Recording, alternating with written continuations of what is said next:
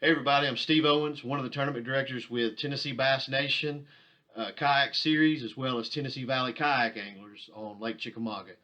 This is a captain's meeting for that event coming out of Dayton, Tennessee. We're hosted by Real Deal Tackle. There's a fine tackle shop owned by MLF Pro Michael Neal, ran by Philip Williams. They do a lot to support all the fishing on Lake Chickamauga. Every club has something that runs through there typically. An amazing shop, have about everything that you can think of, want, or need. Really knowledgeable about what the lake's doing, and will help you out there on some baits sometimes. As far as rules, if you're fishing both events, there aren't many differences between how the two clubs are ran. Specific rules you'll need to pay attention to is that the TVKA tournament, the grassroots tournament, is a 3 fish limit, and Tennessee Bass Nation is a 5 fish limit. The identifier codes for both will be the exact same. You can write those on a tournament card.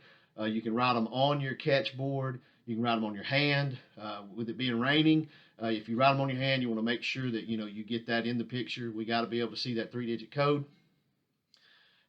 With Tennessee Valley Kayak Anglers and all cast clubs, you have to have a visibility flag on your kayak, such as the flag that's on the VisiCarbon. You can use a bait bag, anything like that that you have if you're traveling, if you're not used to having to have that kind of flag. We're not real sticklers on that, so use anything you can to put it on there. Safety rules are the same. You got to if you're using a motor, you got to have the correct navigation lights if you're launching before safe light.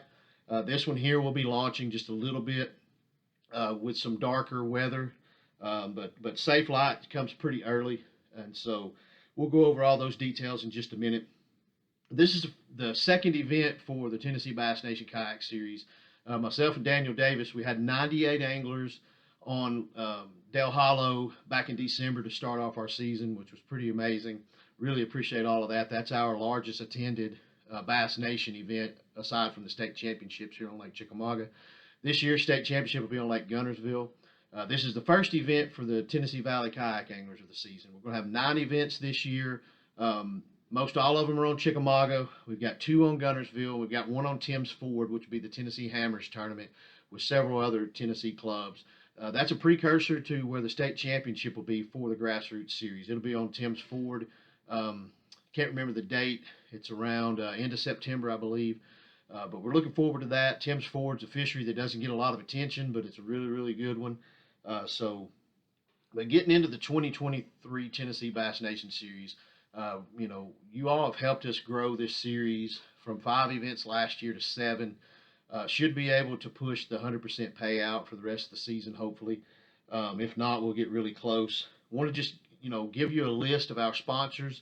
And again, when we have these sponsors that you see us advertise on our checks and trophies and Facebook social media posts and everything, it's important that you all shop with them.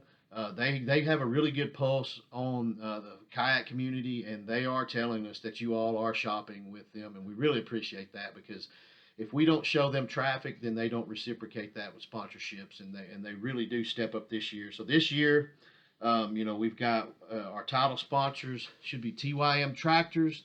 We've got Dugout Bait and Tackle back again. It's a Hobie, Jackson, and now an Old Town dealer. So reach out to any of us on our team if you got any questions about those kayaks or anything. Carl Black Chevrolet's in again as the Angler of the Year. So that Angler of the Year will be $1,000 cash again. We hope to continue to hopefully grow that as the future comes. We've got on board this year Sniper Marine. They make that really, really good live scope, Panoptics 360 view, down scope, periscope looking thing. It's inverted. It goes under the water. It's got a twist handle that turns that the transducer so you can get your view wherever you need it. We've got one objective back in Tennessee Trailers, Yamamoto Baits, Bill Lewis Fishing, Tackle Works, Choked Custom Baits, G-Shocks Rod Covers, Buckeye Lures, Tourney X. We're back on them, powered by Tourney X. Do a great job. Kayak Cushion, Precision Hardwood, Seagar Fluorocarbon and Braid, Spro, Catch Outdoors. The Catch, obviously is the only board that we utilize in kayak fishing. It's the industry standard. They make kayak accessories now, and they also make the trophies we've been handing out the last few years. That one's in plastic, but these are really, really nice. We got Gamakatsu, Dakota Lithium, Newport Vessels, Automotion Customs, Orion Coolers, Rogue Fishing, and Gill.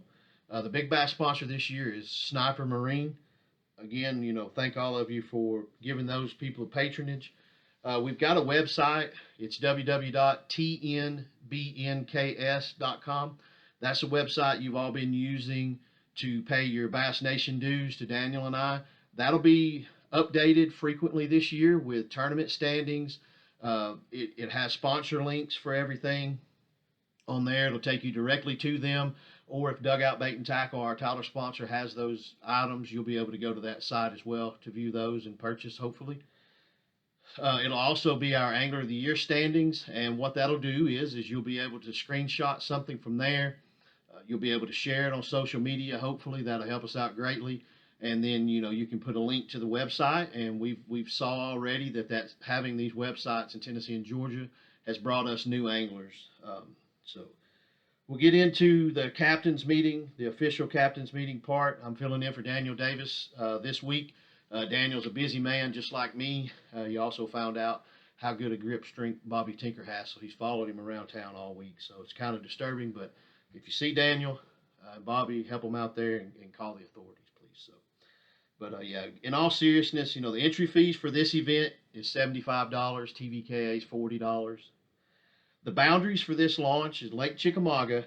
You can fish below Watts Bar Dam, down to the Chickamauga Dam, up the Hiwassee to the B&B Marina.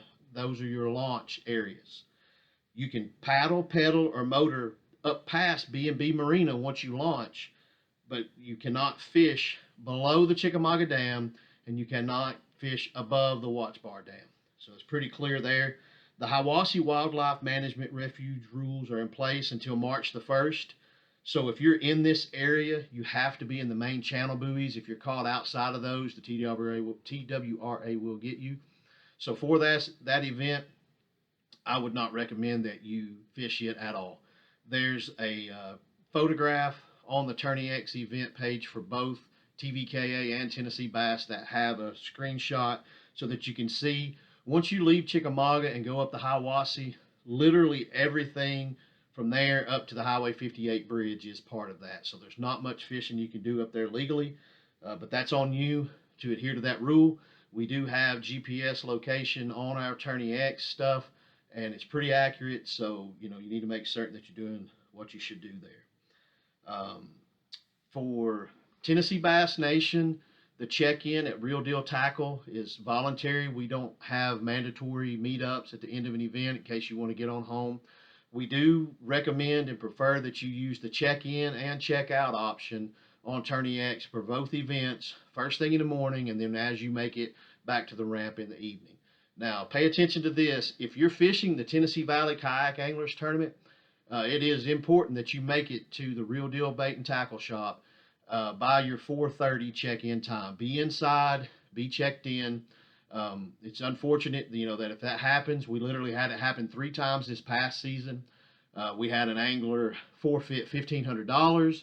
We had an angler cost themselves a spot on the state championship team, and we also had an angler that it more than likely cost him the Angler of the Year race. So, but just be mindful of that. Again, Tennessee Valley Kayak Anglers, you must come by 4:30 and be checked in inside the store. All right, so the identifier will be released on Friday at 7 p.m.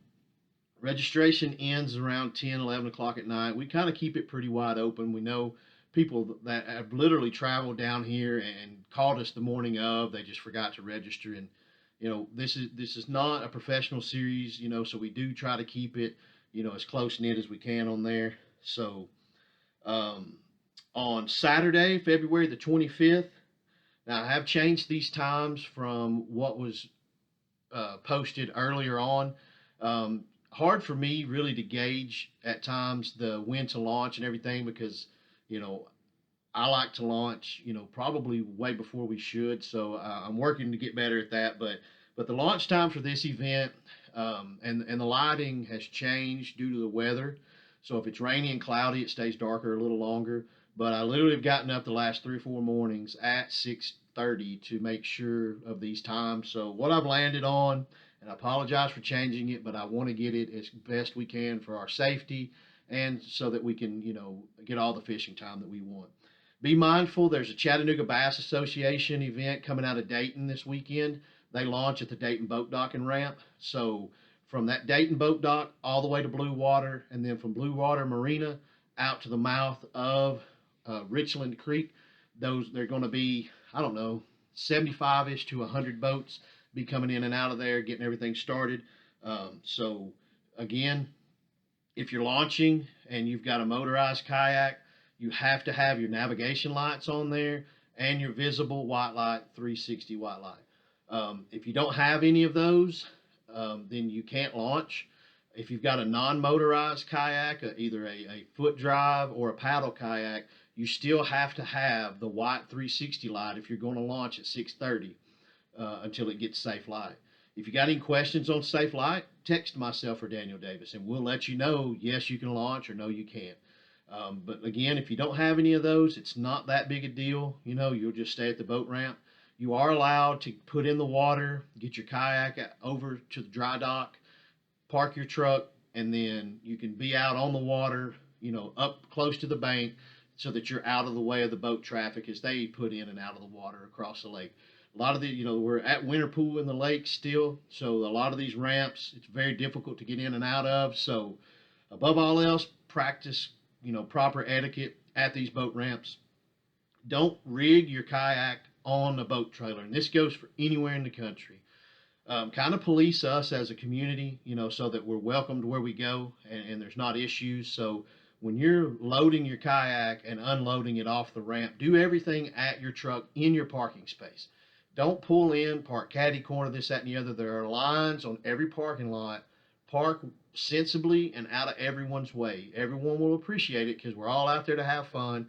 We don't want to start the day all pissed off just because, somebody's not really, you may be excited and ready to get in the water, so you're not really paying attention. But as soon as you get there, you need to start paying attention because you don't want to mess up someone else's day or start it off on a bad note. And by calming yourself and slowing down, you're not going to forget your catch board, your identifier card, or even your phone. So be mindful of that and use proper etiquette. When you're out fishing, we don't have boundary rules for people fishing in close proximity to each other, but don't be the person that paddles up and starts a conversation, general conversations, which are allowed, and then just start fishing around that person, a half a cast or a cast or two away. Man, that's just that angler, even though they're fishing where their line is in the water, that's that angler's area. They made it there. They're there for a reason. They're scoping it out, trying to fish it.